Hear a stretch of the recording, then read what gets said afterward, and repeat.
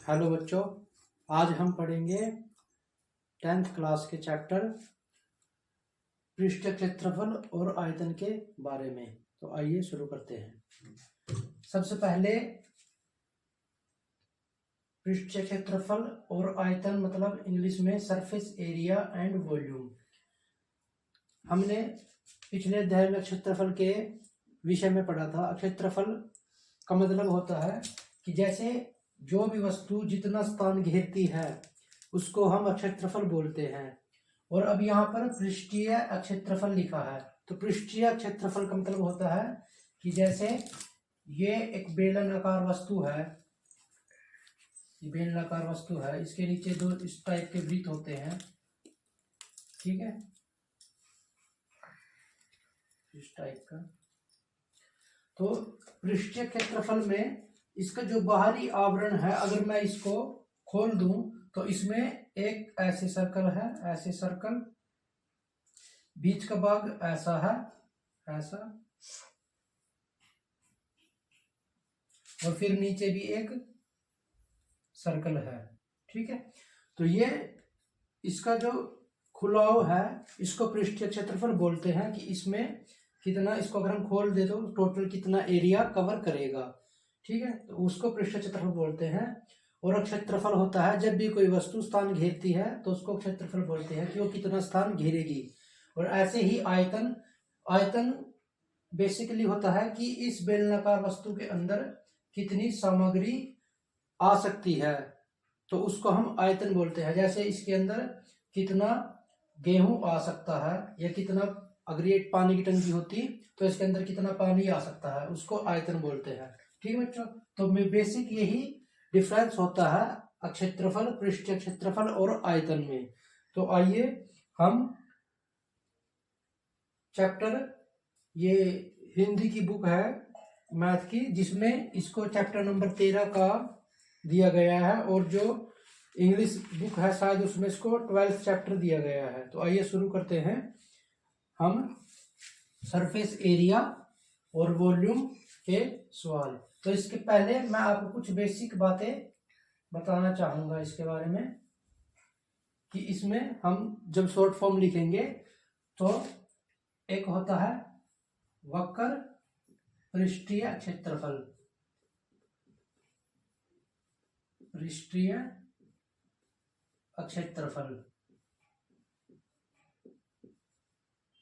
जिसे curved surface area कहते हैं, सरफेस एरिया, ठीक है। जो उसका पृष्ठ का क्षेत्रफल होता है, मतलब बाहर से देखने पर जो क्षेत्रफल होता है तो वृत्त पृष्ठीय क्षेत्रफल कहते हैं। और एक होता है, इसको CSA शॉर्ट फॉर्म में लिखते हैं, CSA शॉर्ट फॉर्म में। और एक होता है संपूर्ण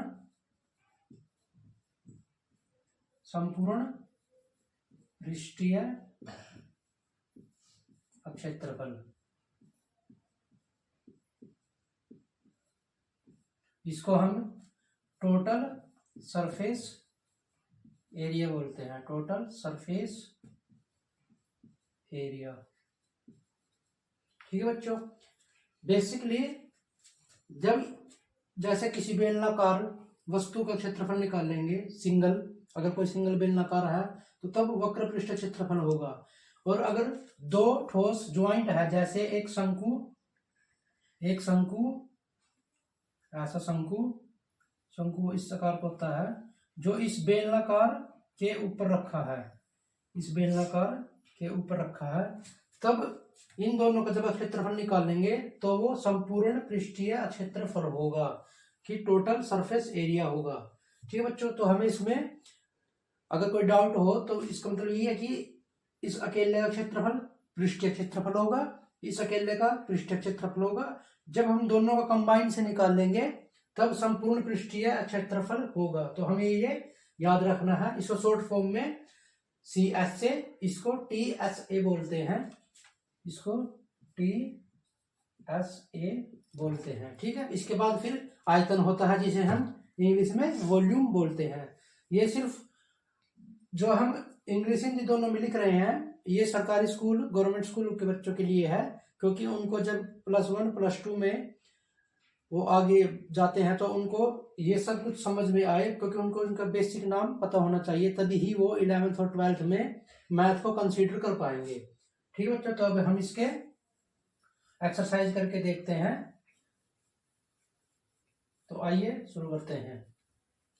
एक्सरसाइज है एक्सरसाइज 13.1। ठीक है, ये एनसीईआरटी की बुक गवर्नमेंट स्कूल के है, जो हिंदी मीडियम से है। तो आइए पहला सवाल पढ़ते हैं। इसमें सबसे पहले लिखा है कि जब तक अन्यथा ना कहा जाए तो पाई 22/7 लेना है। तो दो गनों जिनमें से प्रत्येक का आयतन 64 सेंटीमीटर है के संलग्न फलकों को मिलाकर एक ठोस बनाया जाता है। इससे प्राप्त घनाभ का पृष्ठ क्षेत्रफल ज्ञात कीजिए। ठीक है बच्चों, तो घनों का प्रत्येक मतलब एक घन का क्षेत्रफल आयतन घन का आयतन मतलब वॉल्यूम ऑफ घन क्यूब, वो 64 सेंटीमीटर की 3 है। 64 सेंटीमीटर की 3 है। तो हम घन के आयतन का फॉर्मूला यहाँ पर इंप्लीमेंट करेंगे, तो वो होता है a की 3 तो बराबर है 64। a की 3 मतलब ये किसका है, ये है 4 की पावर 3, ये 4 का घन होता है 64। तो यहाँ पर हमारी जब भुजा आ जाएगी वो a बराबर होगा 4 सेंटीमीटर। 4 सेंटीमीटर। अगर मैं इसकी आकृति आपको दिखाऊं तो आप, इसने बोला है कि दो घनों के को जोड़कर एक घनाभ बनाया गया है। ठीक है, तो उसका पृष्ठीय क्षेत्रफल ज्ञात करना है। तो हमें पता है कि भुजा 4 सेंटीमीटर है और घन की प्रत्येक भुजा बराबर होती है कि 4 सेंटीमीटर 4 सेंटीमीटर 4 सेंटीमीटर 6 फलक का एक घन होता है। तो हम दो घनों को जब जोड़ेंगे तो जब उसकी आकृति होगी वो कुछ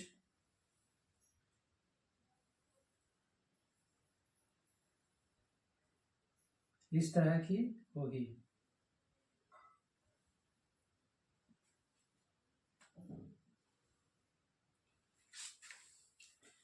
ये एक घन है और इसके साथ ही एक घन और को जोड़कर घनाभ बनाया गया है। ठीक है बच्चों, ये एक घन है जिसकी भुजा 4 सेंटीमीटर मतलब 4 सेंटीमीटर इसकी एक भुजा है। ये 4 सेंटीमीटर है, ये भी 4 सेंटीमीटर है और ये भी 4 सेंटीमीटर है। इसके 6 फलक होते हैं। तो इनका जो आयतन है वो 64 सेंटीमीटर था एक घन का। जब इनको दोनों को कंबाइन करके एक घनाभ बना जाएगा तो घनाभ का हमें पृष्ठ क्षेत्रफल ज्ञात करना है। तो जैसे कि हम घनाभ बनाएंगे तब वो ऐसे दो घनों को परस्पर जोड़कर बनाया जाएगा। ठीक है बच्चों, तो यहां पर जो हमारी ये लंबाई हो जाएगी वो 4 + 4 8 सेंटीमीटर हो जाएगी। 8 सेंटीमीटर। ठीक है बच्चों, तो इसका अगर हम इसका पूरा चित्र बनाएं तो वो ऐसे होगा।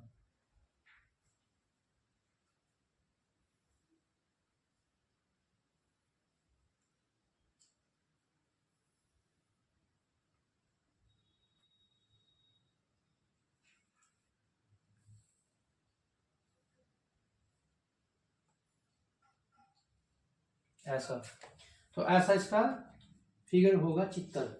तो इसमें ये 8 सेंटीमीटर हो गई जो इसकी एक है, और जो बाकी की इसकी एक वो 4 सेंटीमीटर होगी और इधर से भी ये 4 सेंटीमीटर होगी, क्योंकि दो परस्पर जो घन यहाँ से जोड़े थे संलग्न आकृति को यहाँ से जोड़ा गया था। तो इसकी जो टोटल ओवरऑल लंबाई हो जाएगी वो 8 सेंटीमीटर हो जाएगी। तो हम लिखेंगे घनाभ क्यूबिक में लंबाई कितनी है, लंबाई मतलब लेंथ 4 + 4 बराबर है 8 सेंटीमीटर और इसकी जो चौड़ाई है वो जिसको हम बी बोलते हैं वो है 4 सेंटीमीटर, और इसकी जो ऊंचाई है वो भी कितनी है, 4 सेंटीमीटर। ठीक है, तो अब हम इसका पृष्ठीय क्षेत्रफल निकालेंगे। तो घनाभ का पृष्ठीय क्षेत्रफल मतलब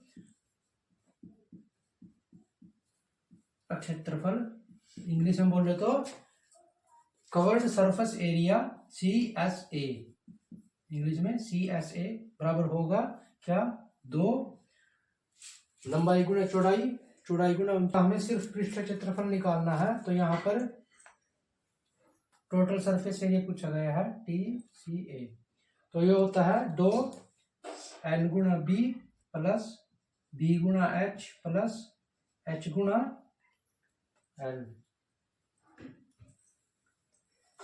ठीक है, तो हम इसको लिखेंगे 2 L अपने पास है 8 गुना 4, इसके एक और ब्रैकेट, प्लस B है 4 गुना 4 प्लस 4 गुना 8। ठीक है बच्चों, तो अभी हम इसको सॉल्व करेंगे। तो 2 8 गुना 4 32 प्लस 4 गुना 4 16 प्लस 4 गुना 8 32।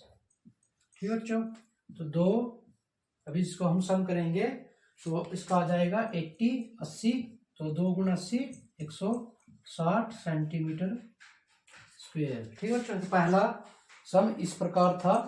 पहले हम घन के आयतन से घन की भुजा निकाल लेंगे जिसे हम A बोलते हैं। यहाँ पर घन की भुजा क्या होगी, A की 3 बराबर है 64, तो यहाँ से A 4 सेंटीमीटर, 2 फलकों को जोड़कर एक घनाभ बनाया गया जिसमें जो इसकी लंबाई हो जाएगी वो 4 सेंटीमीटर, और जो इसकी ये ऊंचाई H ये भी 4 सेंटीमीटर है, और जो चौड़ाई है जो यहाँ से यहाँ तक की है वो भी 4 सेंटीमीटर है। ठीक है बच्चों, तो इस प्रकार हम इस सम को हल कर लेंगे। आइए नेक्स्ट सम पे चलते हैं। बच्चों सवाल है दूसरे नंबर का, कोई एक बर्तन खोखले अर्धगोले के आकार का है जिसके ऊपर एक खोखला बेलन अध्यारोपित है। अर्धगोले का व्यास 14 सेंटीमीटर है और इस बर्तन पात्र की कुल ऊंचाई 13 सेंटीमीटर है। इस बर्तन का आंतरिक पृष्ठ क्षेत्रफल ज्ञात कीजिए। जब पृष्ठ क्षेत्रफल आंतरिक हो या बाहरी वो सेम ही होता है, तो इसने बोला गया है कि एक खोखला बर्तन अर्धगोले के आकार का है जिसके ऊपर एक खोखला बेलन अध्यारोपित है। कोई अर्धगोले के आकार का खोखला, अर्धगोला कैसा होता है, ऐसा। ठीक है बच्चों, ऐसा है, और उसके ऊपर कोई बेला खोखला बेलन के आकार का रखा है।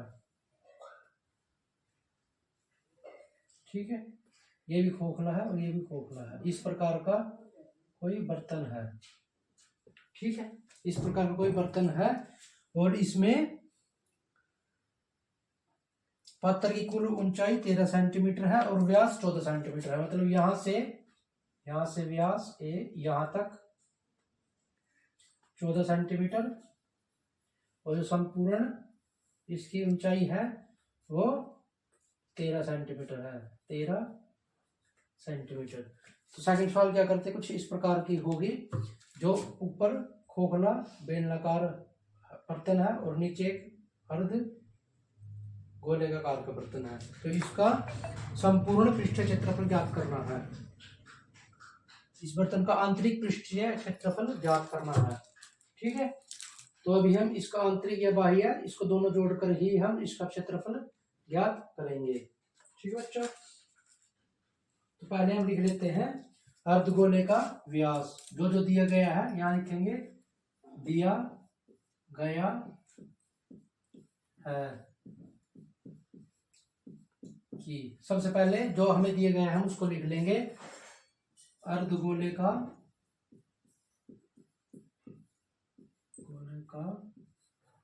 व्यास कितना, व्यास मतलब डायमीटर, D 14 सेंटीमीटर, और तो यहां से अर्धगोले की जो त्रिज्या हो जाएगी, अर्धगोले की त्रिज्या मतलब रेडियस त्रिज्या और रेडियस बराबर है 14/2, क्योंकि त्रिज्या व्यास का आधा होता है तो वो हो जाएगी 14/2 बराबर है 7 सेंटीमीटर। तो इसकी जो त्रिज्या है वो 7 सेंटीमीटर है। ठीक है बच्चों। अब इसके बाद है बेलन की ऊंचाई, नहीं बर्तन की कुल ऊंचाई, सॉरी बर्तन की कुल ऊंचाई, बर्तन की कुल ऊंचाई मतलब हाइट, ऊंचाई ऊंचाई मतलब एच हाइट, वो है 13 सेंटीमीटर। 13 सेंटीमीटर। जब ये कुल 13 सेंटीमीटर का है तो यहाँ से इसकी रेडियस से हम माइनस कर देंगे तो हमारे पास सिर्फ बेलन की हाइट आ जाएगी। तो हम यहाँ पर लिखेंगे बेलन की ऊंचाई। ये कुल बर्तन की ऊंचाई थी, तो कुल बर्तन की, इसको एच डैश लिख लेते हैं। कुल बर्तन की ऊंचाई से हम त्रिज्या माइनस कर देते हैं, क्योंकि इसकी त्रिज्या यहाँ से यहाँ तक ये त्रिज्या ही है, क्योंकि ये अर्धगोला है। तो 13 - 7 6 सेंटीमीटर। तो हमारे पास जो इस बेलनाकार की हाइट है वो 6 सेंटीमीटर है और कुल बर्तन 13 सेंटीमीटर का है। इसकी डायमीटर 14 सेंटीमीटर का था तो इसकी त्रिज्या 7 सेंटीमीटर की है। अब ये बर्तन का पृष्ठीय क्षेत्रफल ज्ञात करना है, तो हम लिखेंगे बर्तन का पृष्ठीय आंतरिक पृष्ठीय क्षेत्रफल, पृष्ठीय क्षेत्रफल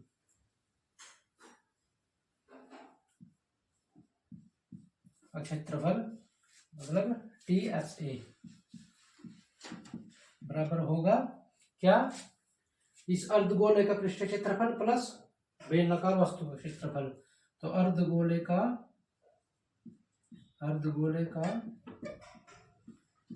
क्षेत्रफल प्लस बेलनाकार ऊपर रखा बर्तन का क्षेत्रफल। ठीक है। तो अब इसको सूत्र है पता है। इसका जो अर्धगोले का पृष्ठीय क्षेत्रफल का सूत्र है, यहाँ पर पृष्ठीय क्षेत्रफल भी है, पृष्ठीय क्षेत्रफल यहाँ पर भी पृष्ठीय क्षेत्रफल है, वो है 2πr² प्लस बर्तन बेलन का है पृष्ठीय क्षेत्रफल 2πrh। हमने सबसे पहले जो जो दिया गया उसको लिख लिया है।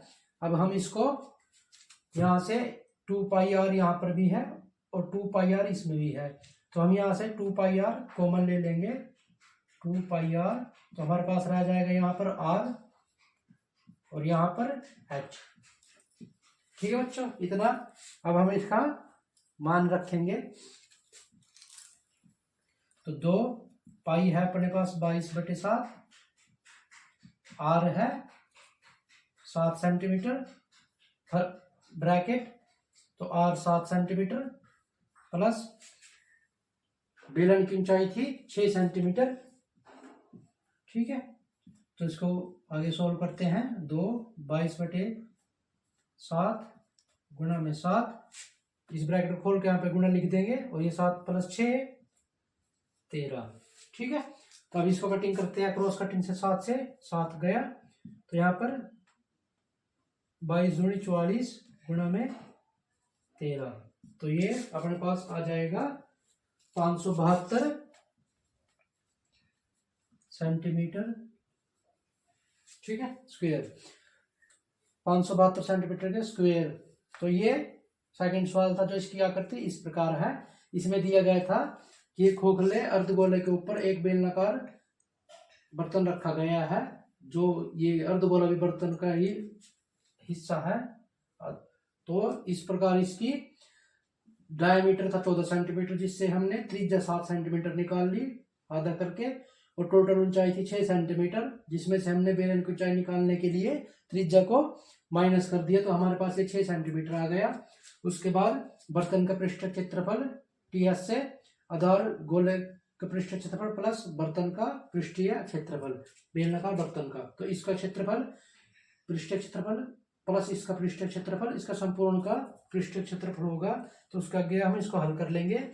यहाँ 2πr² प्लस 2πrh से 2πr कॉमन ले लेते हैं और ब्रैकेट में रह जाएगा r प्लस h।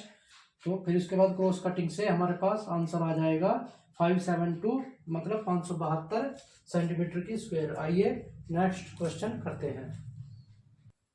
आइए बच्चों तीसरा क्वेश्चन हल करके देखते हैं। एक खिलौना त्रिज्या 3.5 सेंटीमीटर वाले एक शंकु के आकार का है जो उसी त्रिज्या वाले अर्धगोले के ऊपर अध्यारोपित है। इस खिलौने की संपूर्ण ऊंचाई 15.5 सेंटीमीटर है। इस खिलौने का संपूर्ण पृष्ठीय क्षेत्रफल ज्ञात कीजिए। तो आइए बच्चों हम क्या करते हैं, उसने बोला है कि एक 3.5 सेंटीमीटर वाले शंकु के आकार का है। तो शंकु हमें पता है कि शंकु इस तरह का होता है, इस तरह का एक शंकु है जो उसी त्रिज्या वाले अर्धगोले पर अध्यारोपित है। तो इसके नीचे एक अर्धगोला है, अर्धगोला, ठीक है। ये इस टाइप का एक खिलौना है जिसे हम लट्टू बोलते हैं, जो हम घुमाते थे मेले से लाकर। तो इसमें ये ऐसे, ठीक है, जो इसमें खिलौने की त्रिज्या है, त्रिज्या मतलब r, ये यहां से यहां तक r, ये r है, वो 3.5 सेंटीमीटर है, 3.5 सेंटीमीटर, ठीक है। जो इस अर्धगोले की भी है और इस शंकु की भी, दोनों की बराबर है या सेम है। तो इसकी खिलौने की संपूर्ण ऊंचाई 15.5 सेंटीमीटर है। इसकी यहां से और यहां तक संपूर्ण ऊंचाई 15.5 सेंटीमीटर है, 15.5 सेंटीमीटर, ठीक है। तो अब हम यहां से इसका संपूर्ण पृष्ठीय क्षेत्रफल ज्ञात करना है। तो हम उससे पहले यहाँ पे इसकी, इस शंकु की यहाँ तक ऊंचाई और फिर इसके बाद शंकु की ये तिर्यक ऊंचाई ज्ञात करेंगे। तो सबसे पहले हम लिख लेते हैं जो हमारे पास दिया गया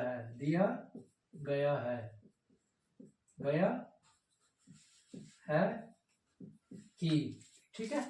तो यहां से क्या, अर्धगोले और शंकु की त्रिज्या,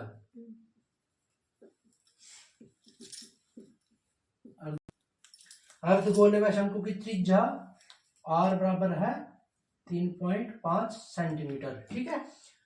तो जो खिलौने की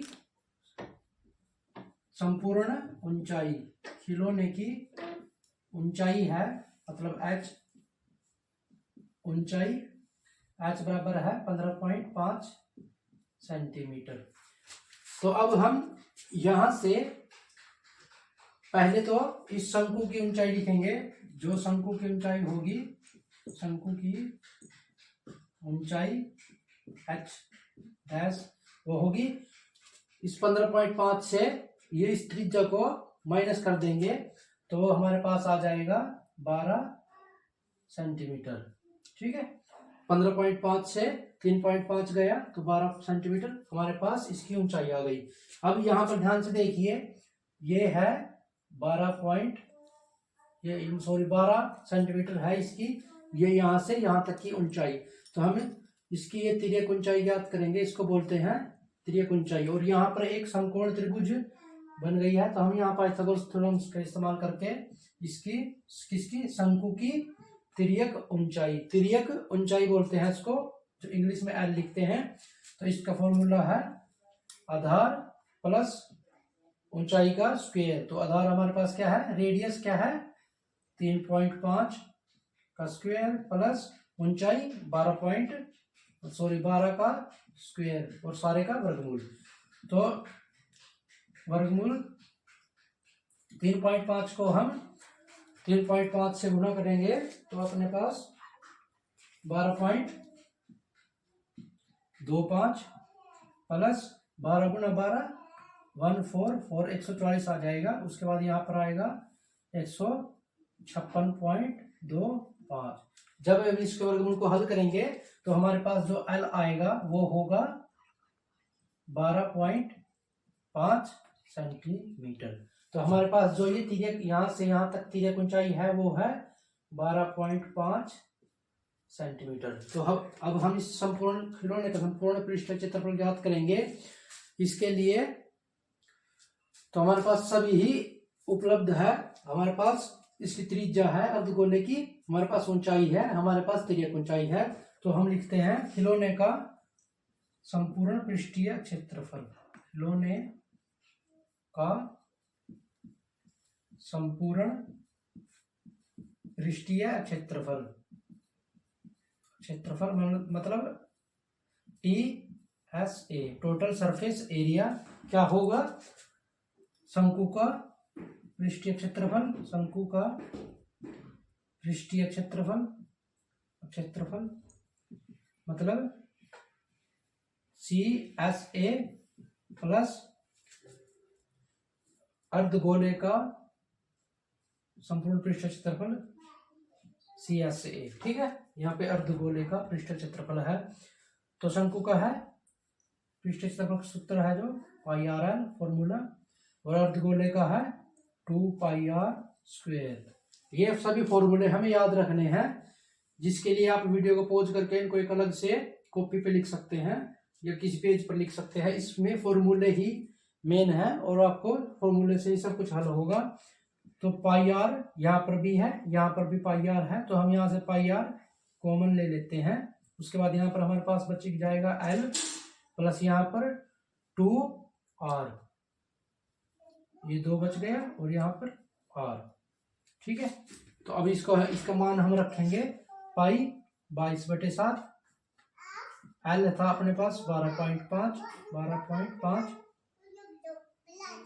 उसके बाद सॉरी यहाँ पर 3.5 है, r अपने पास 3.5 था, यहाँ पर l था 12.5 प्लस 2r, तो 2r है अपने पास 3.5। ठीक है, तो अब हम इसको आगे हल करेंगे। तो इसके दशमलव हटाने के लिए पहले हम इसके नीचे 10 लगा के लिख लेंगे। 22/7 गुणा 35/10। हम इस 10 को दशमलव हटाने के लिए लिख रहे हैं। उसके बाद यहाँ पर 12.5 को 7 + 7 कर देंगे, तो यहाँ पर हमारे पास आ जाएगा कितना?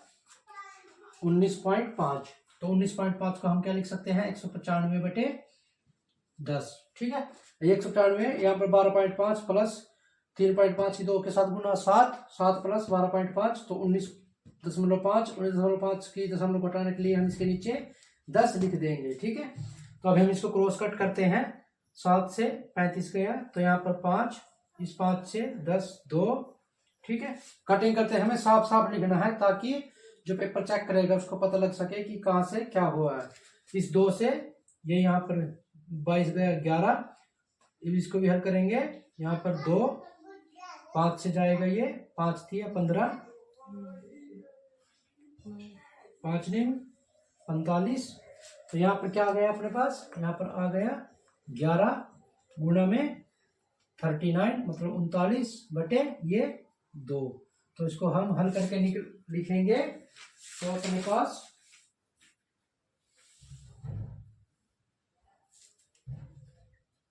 214/5 आ जाएगा, 5 सेंटीमीटर।